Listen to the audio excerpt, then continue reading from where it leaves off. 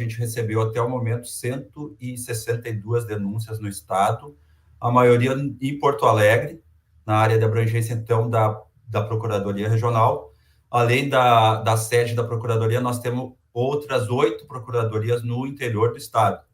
Mas as denúncias realmente estão concentradas na região metropolitana de Porto Alegre, com cidades muito afetadas, como a própria Porto Alegre, uma faixa ali do Guaíba e uma faixa que vai também para o bairro Sarandi, Canoas, muito afetado, muito alagamento, Eldorado Sul, Guaíba, depois indo para o Vale dos Sinos, São Leopoldo, também muito afetada, Novo Hamburgo um pouco, alguns bairros de Novo Hamburgo. E o pior é que a chuva para alguns dias e depois chove de novo. Nós estamos desde ontem enfrentando de novo uma chuva muito forte, muita chuva aí nesses últimos 2 dias.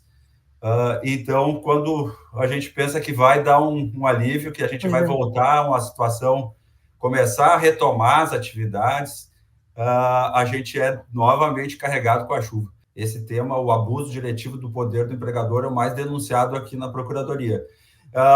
São situações diversas, envolvendo empregadores diversos também, são vários empregadores, porque tem muito a ver com o quê? Com a região de alagamento, onde as empresas foram afetadas ou estão afetadas, né? E também com o deslocamento do trabalhador da sua residência ou do local que ele esteja até o trabalho e vice-versa.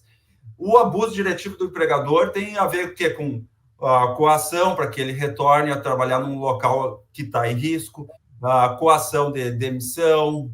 Então, esse tipo de conduta pode chegar até a um assédio moral, pode evoluir para um assédio moral. Nós expedimos no início 2 recomendações, uma para os municípios, para atestar essa situação, para que o trabalhador tenha um atestado comprovando que ele está em situação de enchente, né? Até as prefeituras chamam atestado de enchente, que ele está num abrigo, ou ele não tem como se deslocar até o trabalho, e mesmo assim a gente está recebendo denúncias de empregadores que estão exigindo que eles se desloquem ao trabalho. E pior, até municípios que emitem atestados, eles mesmos, começaram a exigir também, algumas secretarias começaram a exigir o retorno dos trabalhadores para o trabalho. E aí, como eu disse, quando a gente teve o retorno das chuvas, então está uma situação bem dramática, bem confusa, mas a gente está atuando, estamos atuando sim. Também vi hoje, dei uma retomada aqui nas denúncias e vi que tem denúncia recente de despedida em massa de trabalhadores. Então, a gente vai começar a receber outros tipos de denúncia também, que a de despedida, até agora a gente tinha mais essas aí, da coação, do abuso diretivo e tal, e aí hoje eu já vi que tem no interior uma denúncia de despedida em massa ali no polo petroquímico de Triunfo. Nós temos são 3 frentes de atuação. Nós temos uma atuação tradicional, que é a atuação investigatória do Ministério Público do Trabalho. Então, a gente recebe as denúncias, começa por ali. A nossa investigação começa pela denúncia.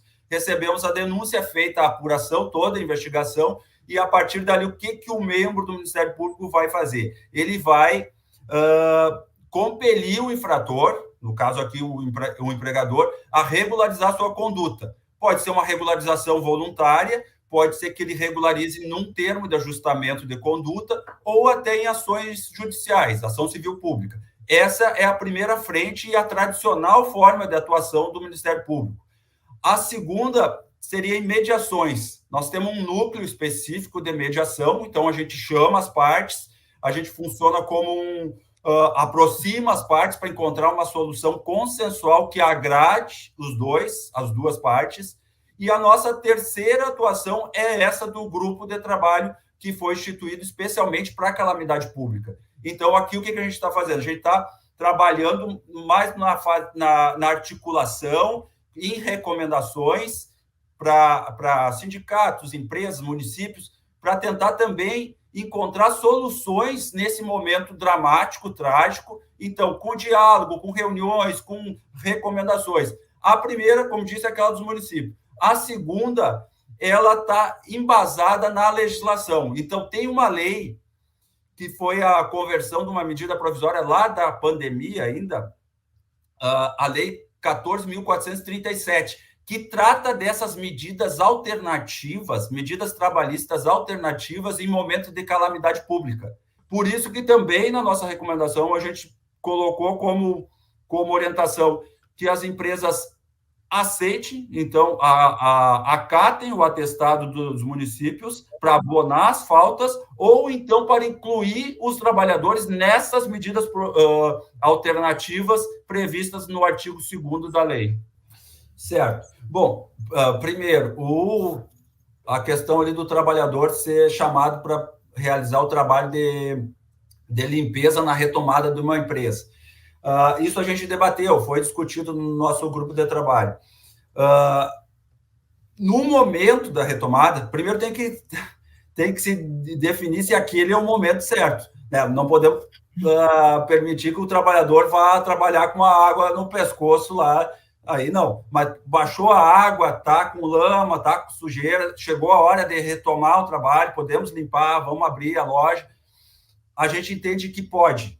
O trabalhador pode, mesmo que aquela tarefa não seja habitual dele, ele pode fazer essa atividade, porque seria vamos dizer assim, isso aí estaria dentro do que a doutrina e jurisprudência chama do jus variandi do empregador. Então, isso é o que ele pode mudar no contrato de trabalho, porque é uma atividade que basicamente todo mundo pode fazer. Mas veja bem, é a limpeza do local, tirar a lama e tal. Quando se for realizar trabalhos técnicos, como reconstrução, trabalho em altura, trabalho em eletricidade para instalar máquinas, aí não. Aí a resposta é não. Tem que ser só pessoal qualificado ou contratar uma empresa que tenha especialização para esse tipo de trabalho. A limpeza, sim, a gente entende que está permitido, desde que seja também fornecidos os equipamentos de proteção que estão aqui nessa nossa recomendação. Bota, o macacão, para evitar as doenças, como a gente diz, evitar as doenças, evitar tétano, hepatite, leptospirose. Mas a limpeza, segundo a nossa avaliação do nosso grupo de trabalho, estaria dentro do jus variandi, então dentro do que pode o empregador exigir do trabalhador. Quanto às denúncias, como o trabalhador ou o sindicato pode denunciar o MPT, é bem fácil.